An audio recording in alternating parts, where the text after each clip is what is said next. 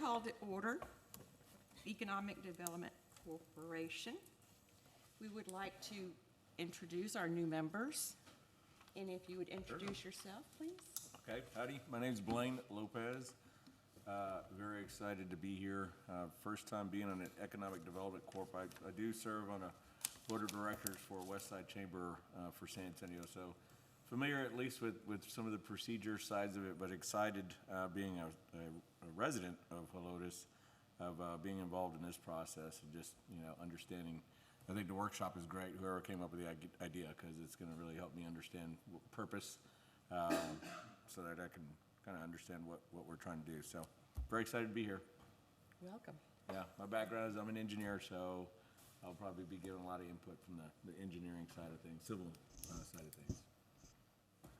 Steve? Okay, I'm Stevie Seitz. I have a lifetime resident of the city of Helotes, and I'm a realtor in the area, so I am familiar with property values and trends that affect the area.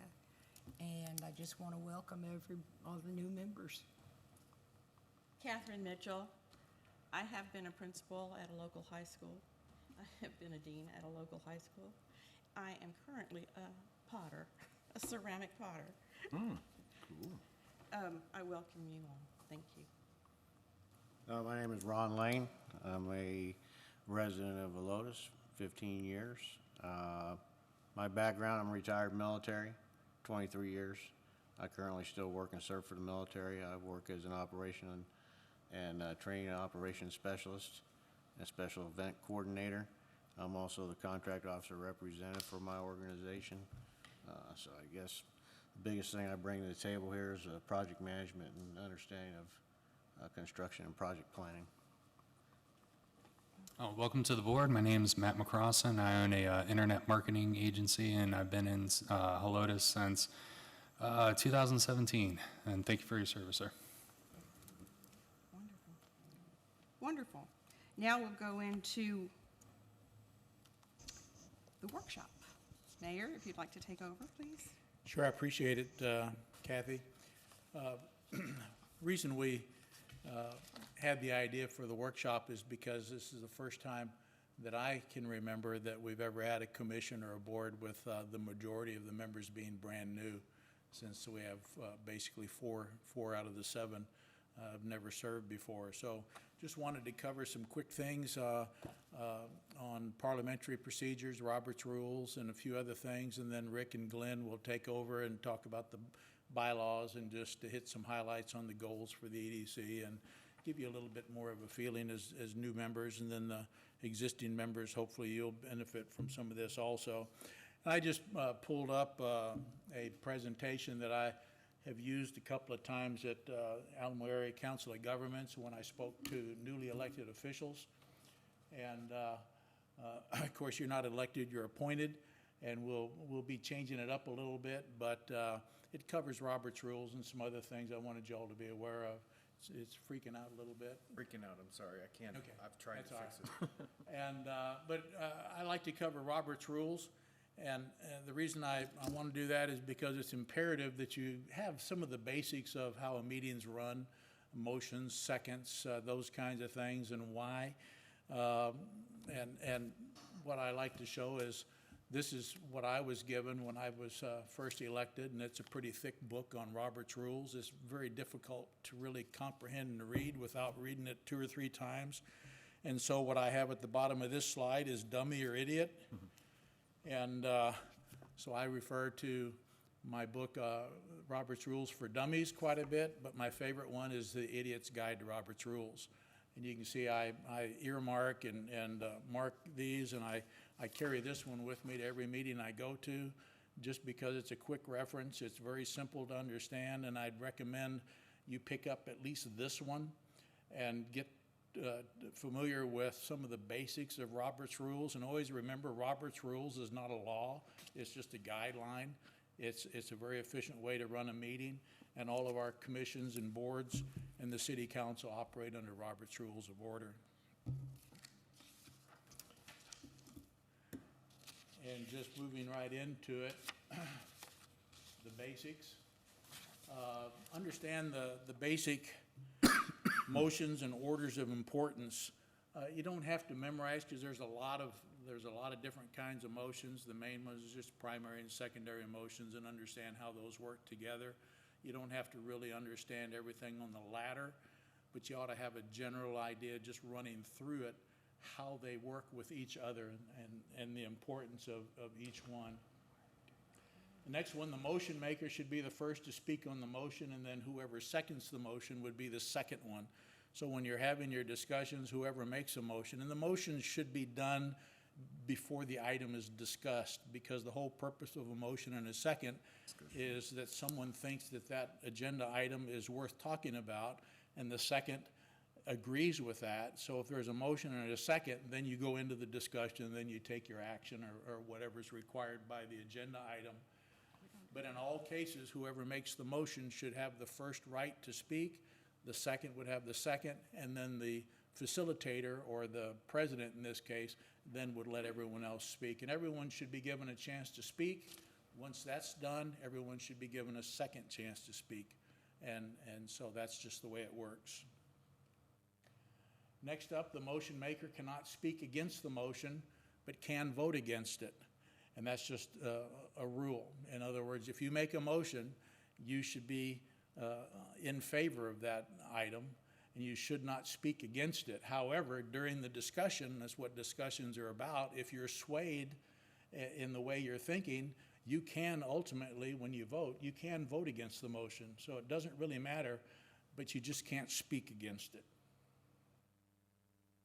A motion does not have to receive a second. I've been in meetings at ACOG and other places where somebody will make a motion, and if there's no second, that means nobody else wants to mess with it, and so it just dies.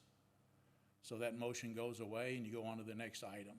Typically, that's not going to happen in this setting with you or council here or whatever, because the agenda is pretty well set with items that need to be taken care of, and they are.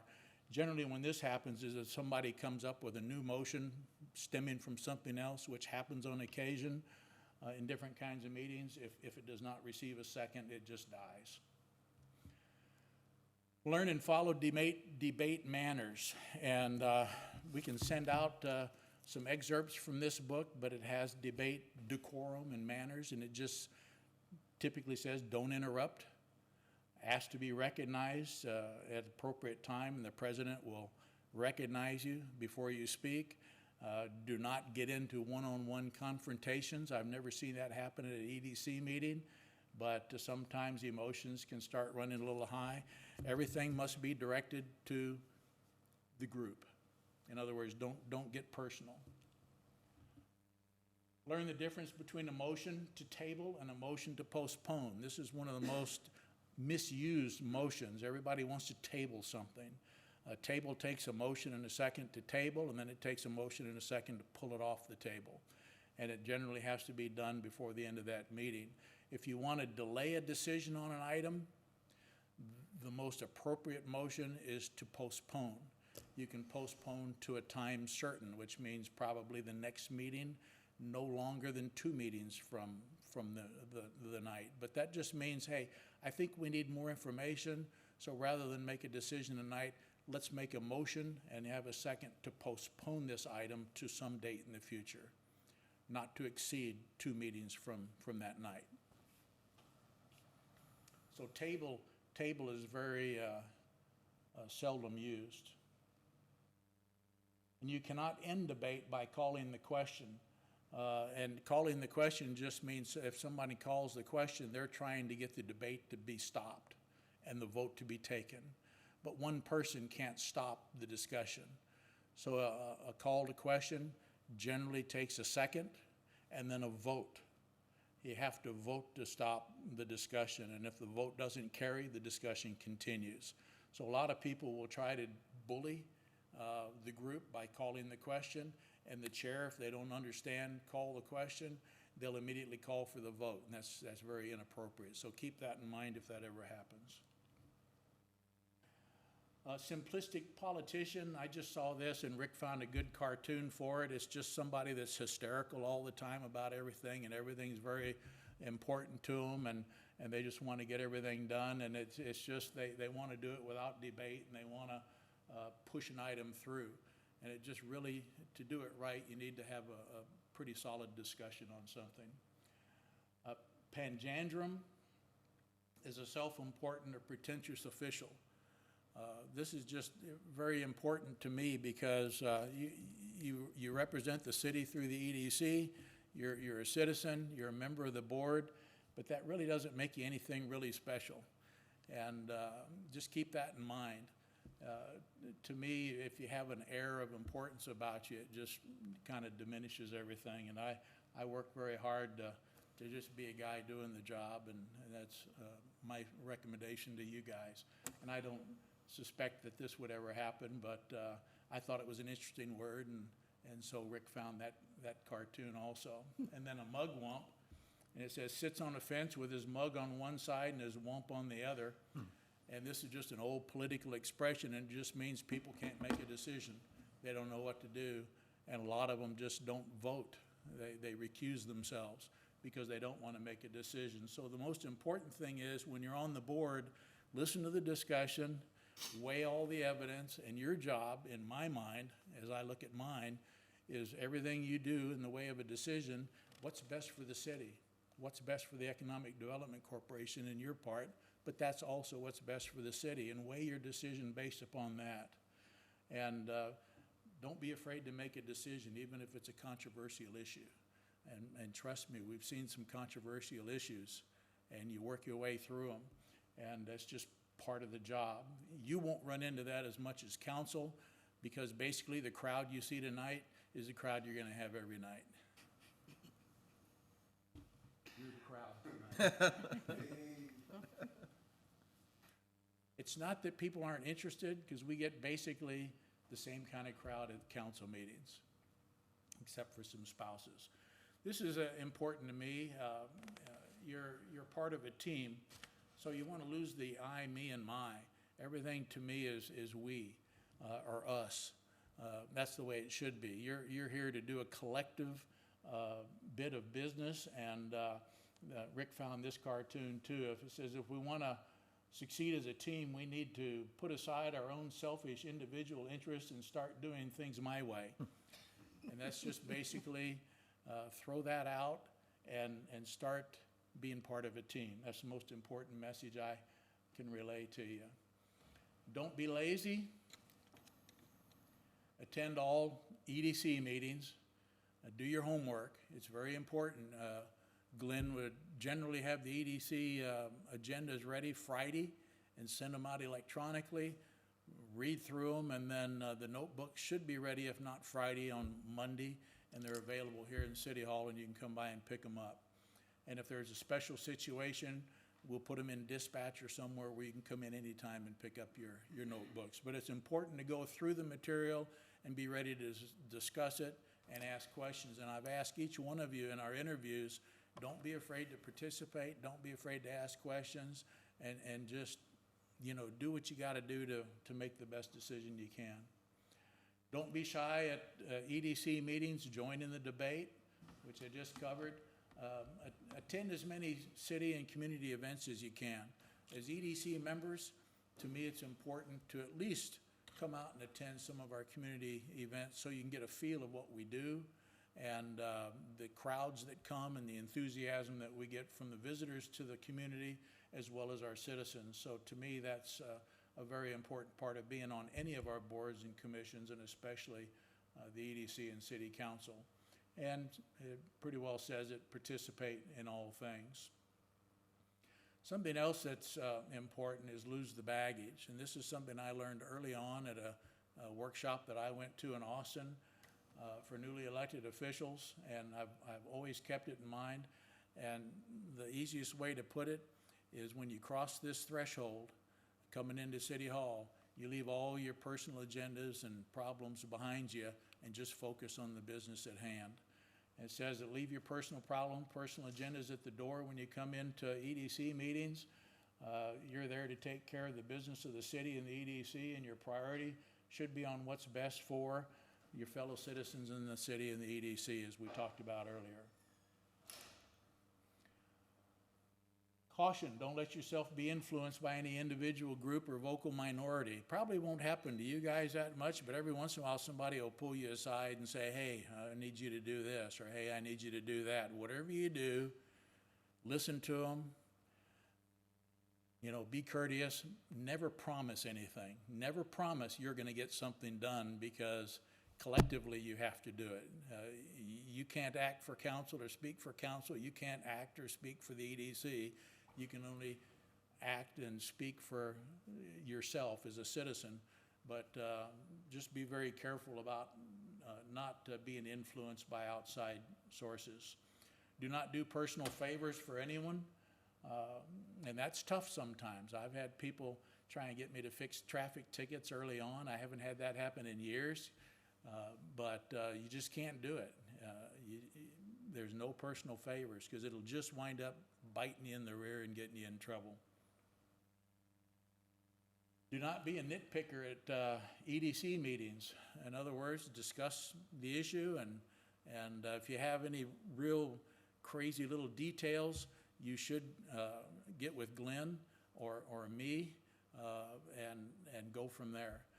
We'll answer all your questions, but if you just bog down a meeting with a bunch of nitpicky stuff, and you pretty well will see what I'm talking about, but if you have something that's really bothering you, let us know beforehand and we'll help you out. Do not put any staff members in the hot seat at EDC meetings. This will be Glenn or the executive director, which is our city administrator. And for those of you that don't know, Rick's going to be leaving us the end of this month, and so we'll be looking for a new city administrator and hopefully have them in place by January.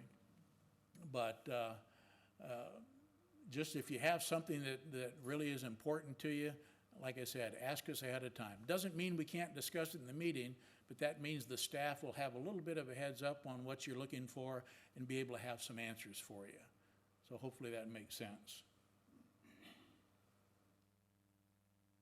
Do not give in to threats. We've all had our share of those. Again, this shouldn't affect you on the EDC. I can't think of anything there. Something else I learned early on: praise in public, criticize in private. In other words, don't criticize the staff or your fellow EDC members in public, but that doesn't mean you can't talk to them and have a heart-to-heart in private. And leave our staff alone as much as possible. They have their job to do, and if you have some issues, call me as number one, and then we'll go from there. And what this alludes to is if you have a special project you'd like to have done and you want a staff member to help you with it, you really have to get that cleared through me or the city administrator before you go to a staff member. And that includes Glenn. Do not make promises you cannot keep. I already covered that. And control your emotions. Emotions destroy everything.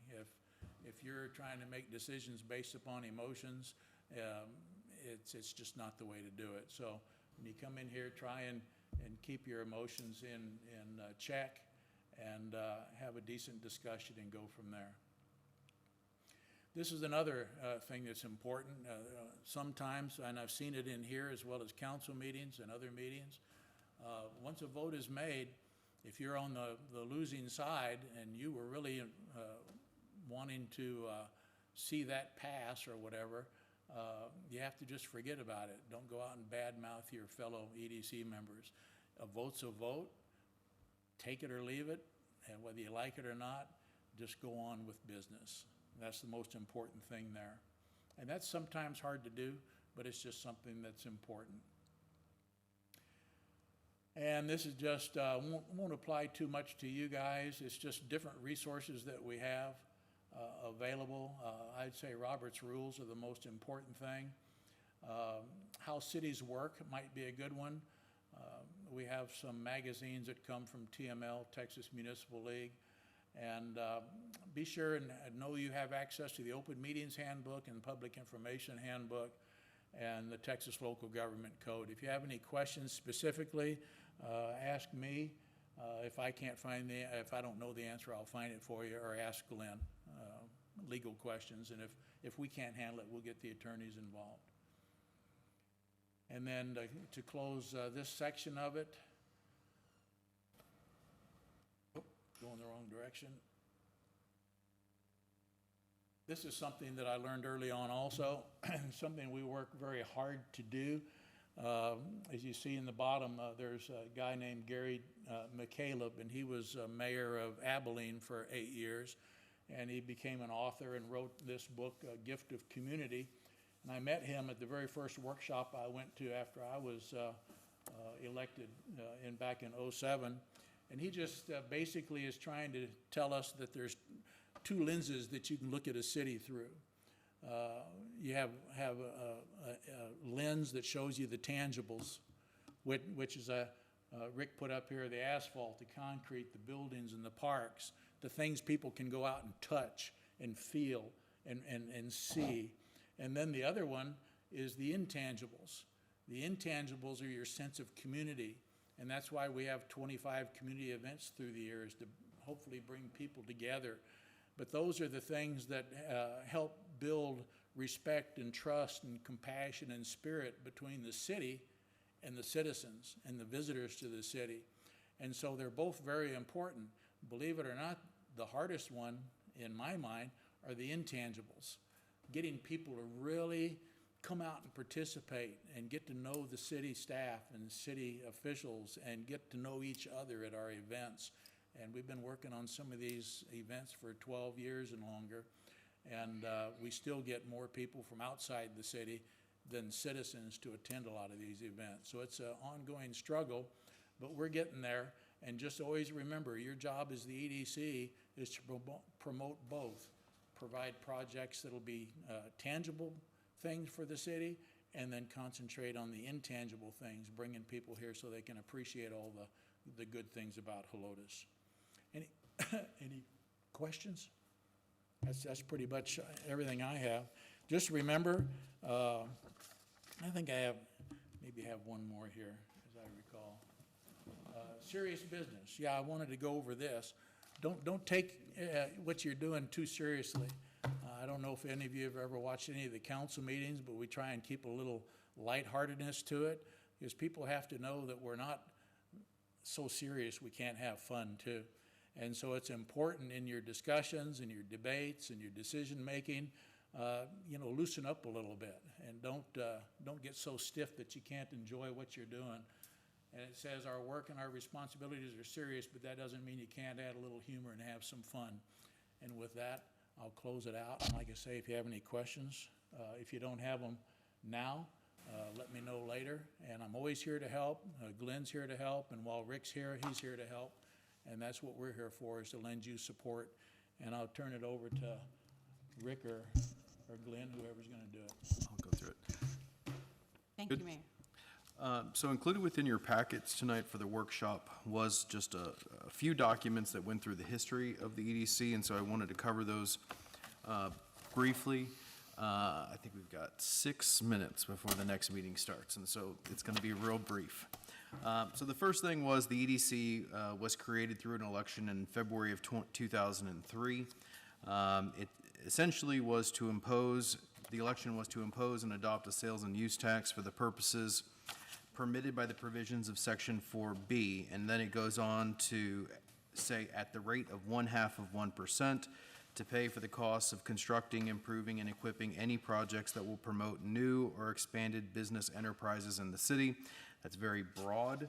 Essentially, the goal is to promote is business retention and expansion within the city of Helotes. The number of people that voted in the election were 116 for and 34 against. So it wasn't a huge election, but certainly the vast majority of them were in favor of the adoption of an EDC. Skipping ahead, under the restated certificate of formation, which is the Articles of Incorporation, the EDCs across the entire state are governed by Section 501 and 505 of the Local Government Code. Again, they're what they are intended to do is to promote economic development within the city and the state of Texas, to eliminate unemployment and underemployment, and to promote and encourage employment and the public welfare of, for, and on behalf of the city. It is one instrumentality of the city of Helotes. A corporation can issue bonds. Y'all have issued bonds. Excuse me, the city has issued bonds, and y'all are paying some of the debt service on those projects, primarily for projects that are within Old Town Helotes. The second major project would be the water and sewer line that was put in on Highway 16. All bonds, any debt has to be approved by city council after it's approved by the board of directors. And so it goes before the board, and then it goes before the city council. The corporation is a governmental unit, and its actions are governmental functions. So what that means is that there is some immunity offered to the EDC, but really what that means is you're subject to the Open Meetings Act, and you're subject to the Public Information Act, the Texas Public Information Act, or Open Records Act, I should say. So all the records are public, essentially, unless they fit within certain categories, and all the meetings are open to the public. If you haven't already, I don't know if y'all have or have not, but Selena should be getting with you on taking training that's required. So if you haven't received that yet, she will be in contact with you. It's relatively quick training on both of those items. As you know, the EDC currently offices outside of City Hall. That is allowed as long as council approves moving the EDC's offices. They did so in the past, and so the EDC main office is in the shopping center that's on Old FM 1560. All regular and special meetings of the EDC, however, are in this building and in this room, unless it is a workshop, an off-site workshop, or a tour of some location. But all of your meetings will take place here on the campus. The corporation is managed by y'all, which is the board of directors. Y'all are appointed by the city y'all are recommended for appointment by the mayor, and then the council votes to appoint you, votes to appoint that recommendation. The terms for the board of directors are 2 years. They expire on September 30th in odd-numbered and even-numbered years. Essentially, all of y'all, half of y'all are in odd number and half of y'all are in even numbers. The thought there is to maintain some sort of continuity of the board of directors. Each director must be a registered voter in and a resident of Bexar County. However, council, when we amended this, has given preference to residents of the city of Helotes, its ETJ, or Northwest Bexar County. No more than 2 of y'all can reside outside the city limits. I believe everybody here, with the exception of Catherine, she lives in the ETJ, resides within the city limits. A director can't be a city official, it can't be a city staff member, and it can't be a city council member. And a majority of the entire membership of the board is a quorum, and so there's 7, so that would be 4 to make a quorum. There is an important note here that if you do not attend more than 3 regular meetings with any given fiscal year, our fiscal year is from October through September, you will automatically be considered for replacement by the city council. That doesn't mean you will be replaced, but you may be subject to replacement if you miss more than 3 meetings. And when you are absent, we do ask that you notify the executive director of that absence. Of course, you don't serve without compensation, but you can be reimbursed for expenses if you attend training sessions or attend workshops, particularly out of the city of Helotes and out of the city of San Antonio. The board of directors, the officers of the board of directors consist of a president, a vice president, and a secretary. You can have more, but you can't have any less than those 3 positions.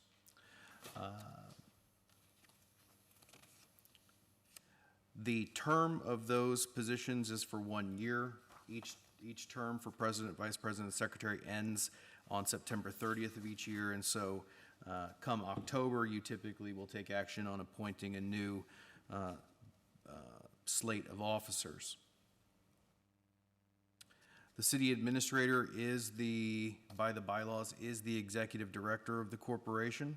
I can't, nor my replacement can't be a member of the board. We're basically staff support for the board of directors. Again, you are subject to the Texans Open Meetings Act, and you are subject to the Open Records Act. Skipping ahead to the amended bylaws.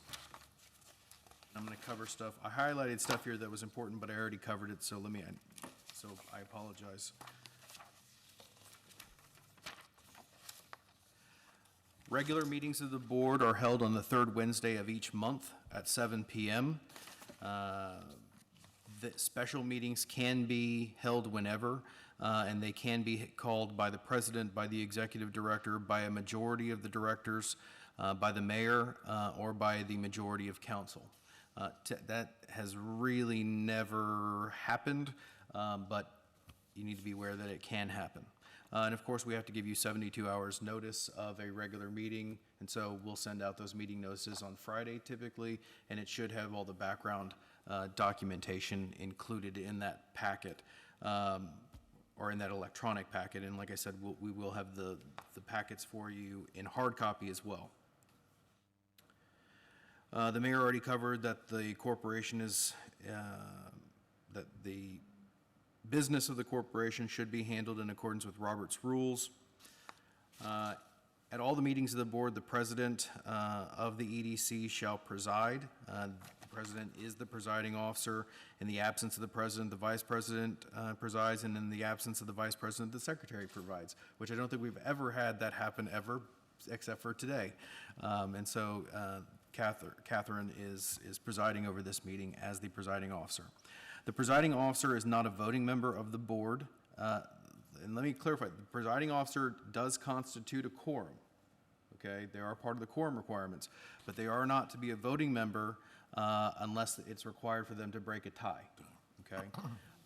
And that presiding officer is whoever is presiding over the meeting at that time. So in Catherine's case, she would not be allowed to vote, or she would not be allowed to vote on an item tonight because you're presiding over the board.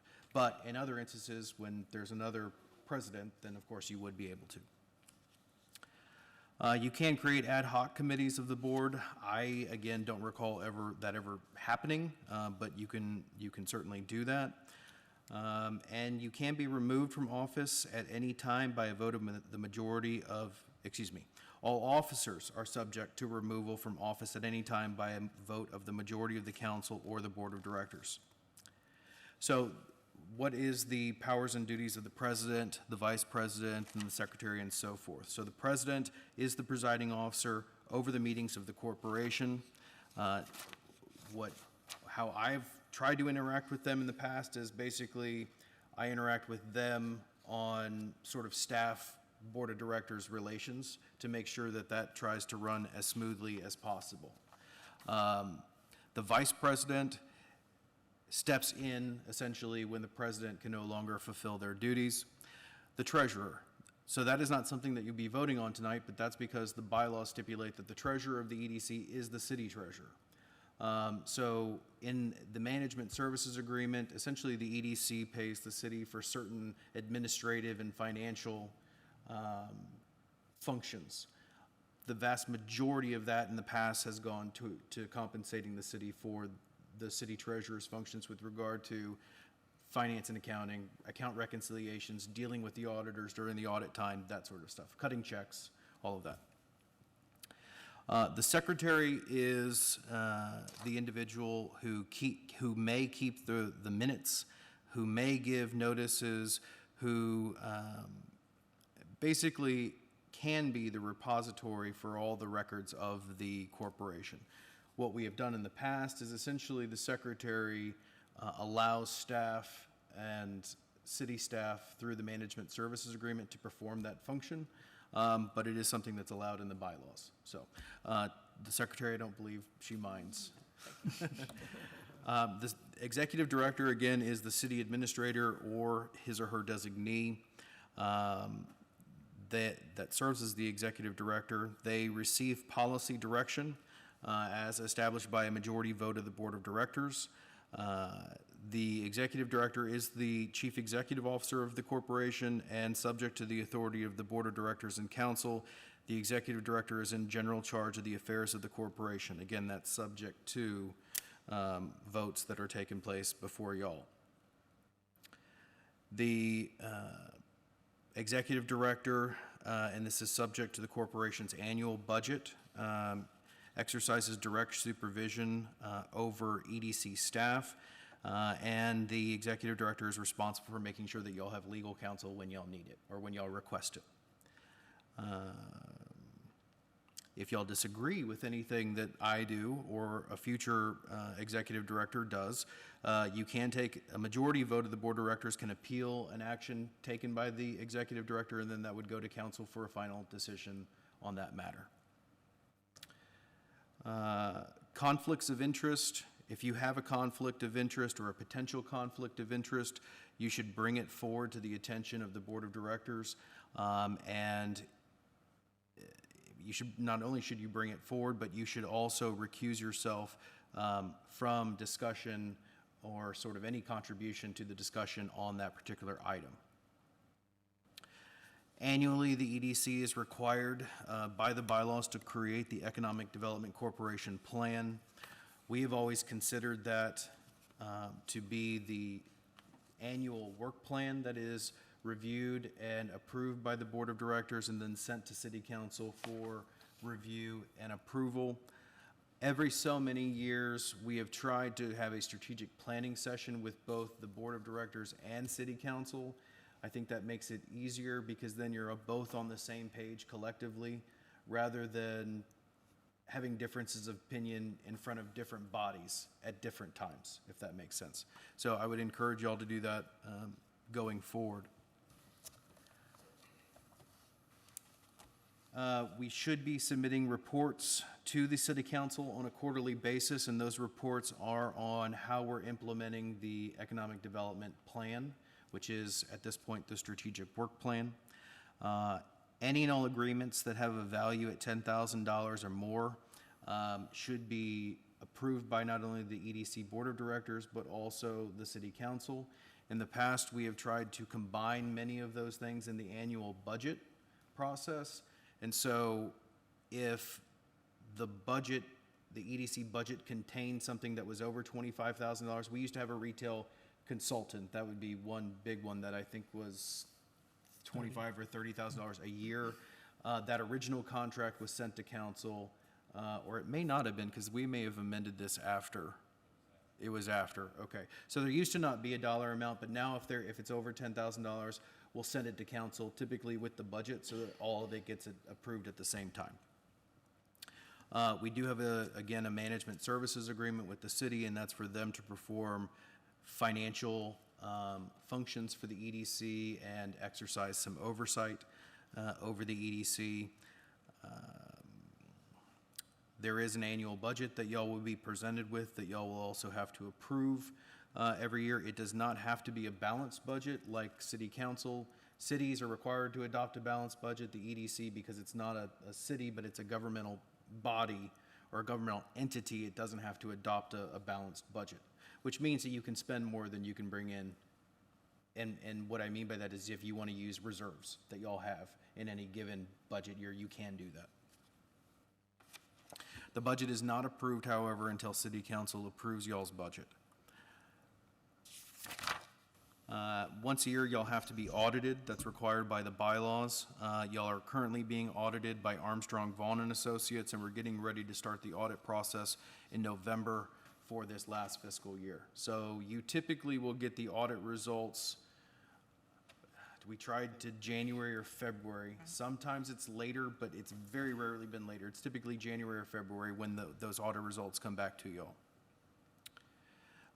You are required to have a depository, meaning you're required to invest your funds in a bank or in a pool or in securities.